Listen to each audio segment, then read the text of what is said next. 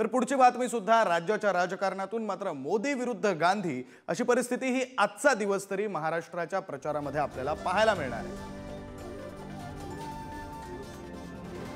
संभाजीनगर, मुंबई आणि नवी मुंबईत मोदींची तोफ धडाडणार आहे, तर नंदुरबार आणि नांदेडमध्ये राहुल गांधी यांची जाहीर सभा पार पडणार आहे। पंतप्रधान नरेंद्र मोदी आणि लोकसभेचे विरोधी पक्षनेते असलेले राहुल गांधी हे दोन्हीही केंद्रातले नेते अर्थात भाजपचे नेते आणि काँग्रेसचे नेते, महायुतीचे नेते आणि महाविकास आघाडीचे नेते हे आज राज्यात असणार आहेत। त्यामुळे चांगलेच वार पलटवार, टीका प्रतिटीका, आरोप प्रत्यारोप हे रंगू शकतात।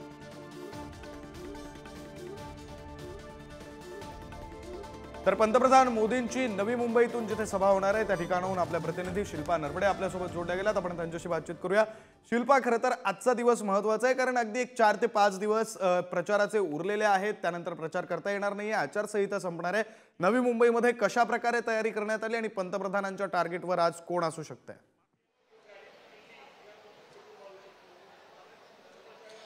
नक्कीच विक्रांत, आज पंतप्रधान नरेंद्र मोदी हे महाराष्ट्राच्या दौऱ्यावर आहेत। छत्रपती संभाजीनगर, नवी मुंबई आणि मुंबई अशा त्यांच्या 3 ठिकाणी, प्रमुख ठिकाणी त्यांच्या सभा होणार आहेत। नवी मुंबईतील खारघर येथील सेंट्रल पार्कचं जे मैदान आहे त्या मैदानावर नरेंद्र मोदींची सभा होणार आहे आणि या सभेला 50,000 पेक्षा जास्त नागरिक उपस्थित राहणार आहेत। आपण बघू शकतो प्रचंड प्रमाणात इथे आसनांची व्यवस्था करण्यात आलेली आहे, बॅनरबाजी देखील केलेली आहे आणि मोदी या व्यासपीठावरून नवी मुंबईतील जे ठाणा जिल्हा आहे त्या ठाणे जिल्ह्यातील जे भाजपचे उमेदवार आहेत महायुतीचे त्यांच्यासाठी सभा घेण्यात आलेली आहे। आणि विशेष म्हणजे नवी मुंबईतील ऐरोली मतदारसंघामध्ये नाईक पिता पुत्र जे नाईक गणेश नाईक हे भाजपमध्ये आहेत, तर त्यांचे पुत्र संदीप नाईक हे राष्ट्रवादीमध्ये आहेत। त्यामुळे जी ही फूट झालेली आहे त्यावर नरेंद्र मोदी बोलतात का हे पाहणं महत्त्वाचं ठरेल। आणि विशेष म्हणजे या मैदानावरून महाविकास आघाडीवर काय निशाणा साधतात हे पाहणं देखील महत्त्वाचं ठरेल। संध्याकाळी 4 वाजता मोदींची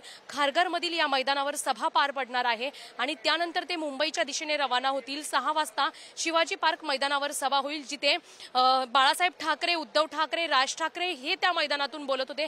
त्याच मैदानातून आपल्याला पंतप्रधान नरेंद्र मोदी बोलताना पाहायला मिळतील। त्यामुळे आजची जी ही सभा आहे, मोदींचा जो प्रचाराचा धुराळा आहे, यातून नरेंद्र मोदी नेमका कोणावर निशाणा साधतात? उद्धव ठाकरे यांच्यावर निशाणा तर साधणारच आहेत, मात्र नवी मुंबईतील जी फूट झालेली आहे ती देखील महत्त्वाची आहे। आणि अगदी खरं आहे शिल्पा, तुम्ही ज्याप्रमाणे म्हणताय पंतप्रधान मोदी नेमके काय मुद्दे मांडणार, कोणावर टीका करणार हे पाहणं महत्त्वाचं आहे। आणि संभाव्यतः ते राहुल गांधींवर टीका करू शकतात। त्यामुळे राहुल गांधींची सभा जिथून होते नंदुरबारमध्ये, त्या ठिकाणाहून आपले प्रतिनिधी आफ्ताब खान आपल्यासोबत जोडले गेलेले आहेत। आपण त्यांच्याकडे जाऊया। आफ्ताब, काही वेळापूर्वी ज्यावेळी तुम्ही जोडला गेला होता, तुम्ही एक आठवण करून दिली होती, लोकसभेच्या वेळी प्रियंका गांधी यांनी नंदुरबारमध्ये जोरदार शक्ती प्रदर्शन केलं होतं आणि त्याचा फायदा सुद्धा काँग्रेसला झाला होता। विधानसभेला राहुल गांधी नंदुरबारमध्ये येत आहेत, काय परिणाम दिसू शकतील राजकारणामध्ये, निवडणुकीमध्ये? नंदुरबार विधानसभा मतदारसंघात